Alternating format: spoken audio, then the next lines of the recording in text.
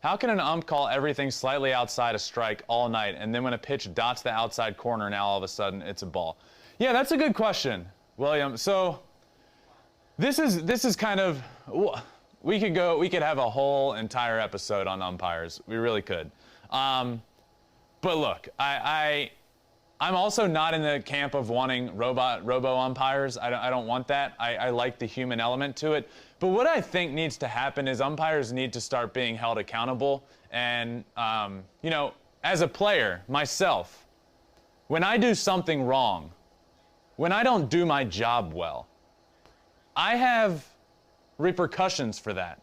I'm punished for that, whether that be sitting the bench the next day or getting released and never playing again. Umpires right now don't seem to have that. Not don't seem to, they don't. And I think that's a big problem.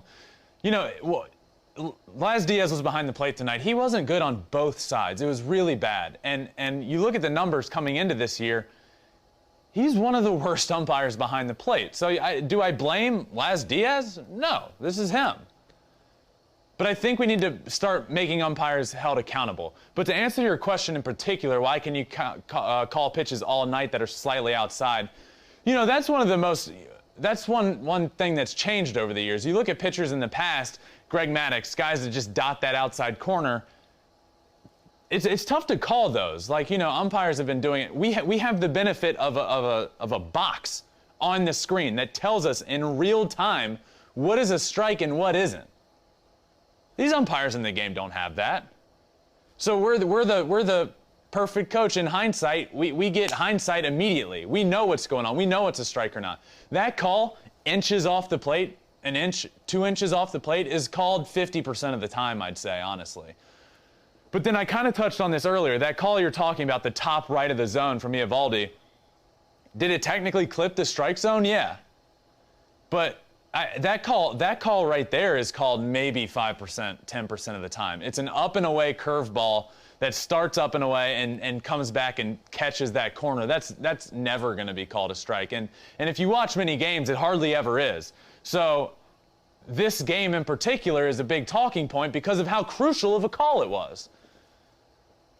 But this call is hardly ever made.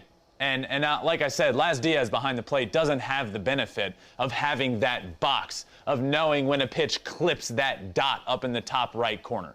He doesn't have that. But yeah, that pitch, look, if we had the strike zone now, if we had robo umpires when I was playing, that pitch that's 2 inches off the plate is called a strike 50% of the time. It just looks good because catchers are so good behind the plate, catching it and making it look like a strike. There's an art to that. There really is an art to that. You just catch it, pull it back a little bit, and it looks like a strike. And there's really nothing they can do. To them, it looks like a strike. But that's a good question. That's a really good question. And what I would like to see from this is just umpires being held more accountable and almost having like a grade system throughout the season. And the best umpires are the ones that ump behind home plate in the postseason. Why is that so hard? I like that idea. Thanks for watching. If you love flipping bats, swinging 3-0, or just talking ball, join us. Call us at 213-537-9339 with your questions. We have a weekly guest, and we have a lot of fun, so hit that subscribe button.